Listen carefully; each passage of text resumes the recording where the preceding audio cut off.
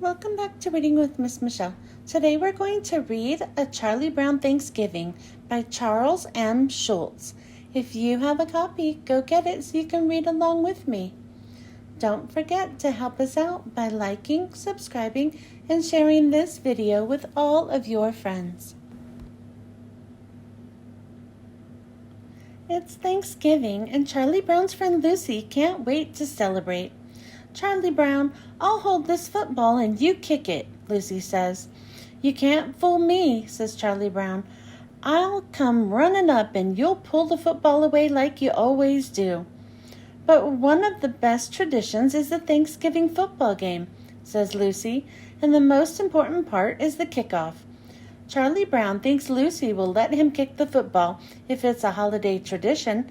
He runs towards the football, but she pulls it away. Again. Later, Charlie Brown is talking with his sister Sally and his friend Linus. "Why should I give thanks on Thanksgiving?" Sally asks. "I haven't even finished eating my Halloween candy yet. Besides, all Thanksgiving does is make more work for us in school." Linus disagrees. "Thanksgiving is a very important holiday," he explains. "Ours was the first country in the world to make a national holiday to give thanks."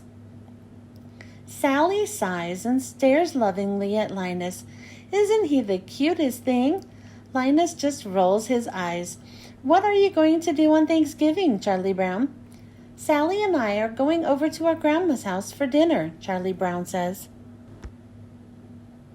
As soon as they get back home, Charlie Brown gets a call from Peppermint Patty. "My dad said I could join you for Thanksgiving," she says. "I don't mind inviting myself over since I know you kind of like me, Chuck."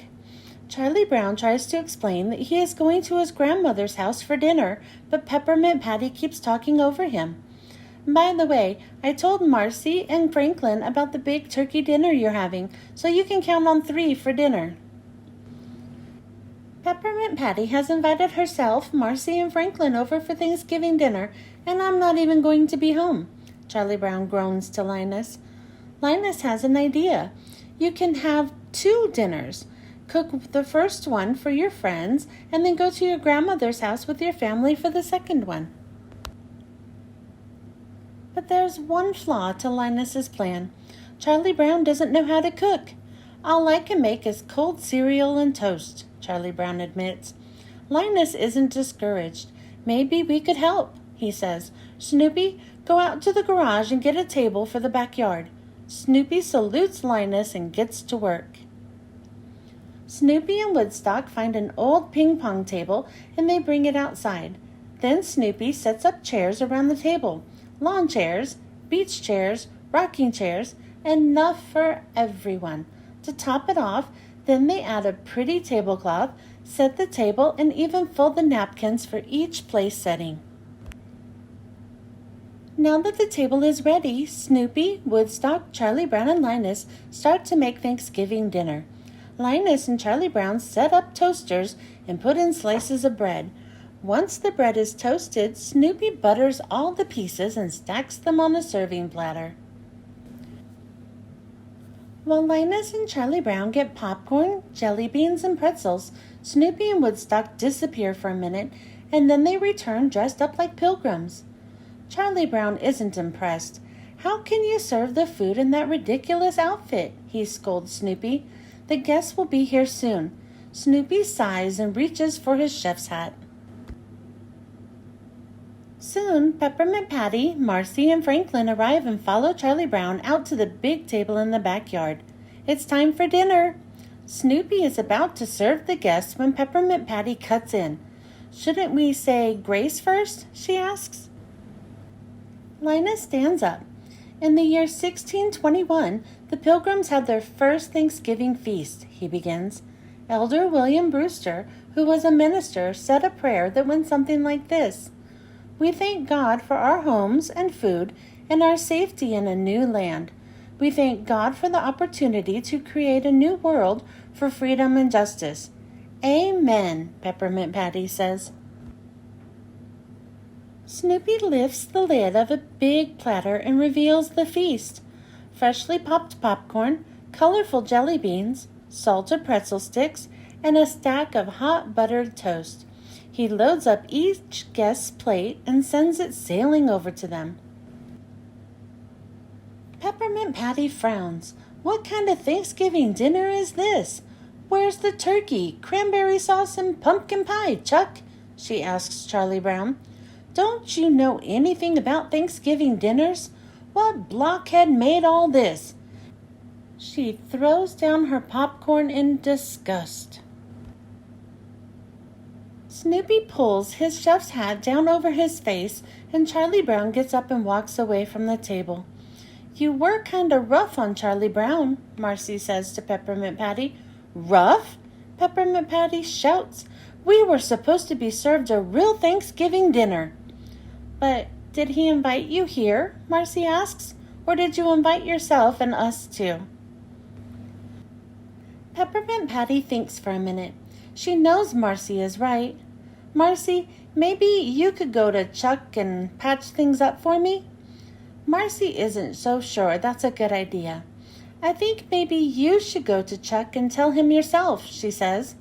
I'll just ruin everything. You go and speak for me. Back in the house, Marcy finds Charlie Brown in the living room, looking upset.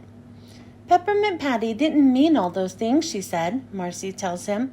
Actually, she really likes you. I'm just sorry I ruined everyone's Thanksgiving, he moans. But Marcy knows Charlie Brown is missing the point. Thanksgiving isn't just about eating, she says. We should be thankful for being together. That's what Thanksgiving is all about. Peppermint Patty sneaks up behind the two of them. Apologies accepted? She asks, offering to shake hands with Charlie Brown. Charlie Brown smiles and shakes her hand. Just then the clock chimes. Good grief, Charlie Brown cries. It's 4 o'clock. He and Sally are supposed to be at their grandmother's house in half an hour. Charlie Brown picks up the phone and dials his grandmother's number. Charlie Brown starts to tell his grandmother that they'll be late for dinner because their friends haven't eaten yet. But after a minute, he breaks into a huge grin.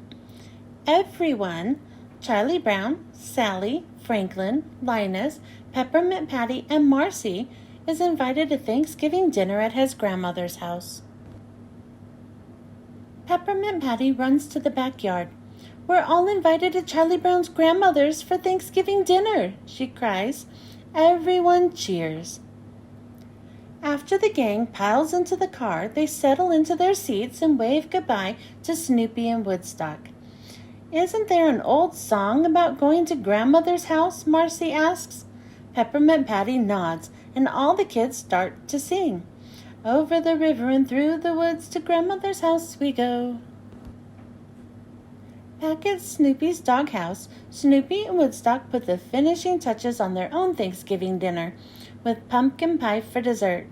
Thanksgiving is always special, especially when you celebrate it with friends. The end. Thanks for joining me. I hope you enjoyed listening to this book, and I hope you were able to read along with me. Don't forget to help us out by liking, subscribing, and sharing this video with all of your friends. I hope you join me next time. Bye!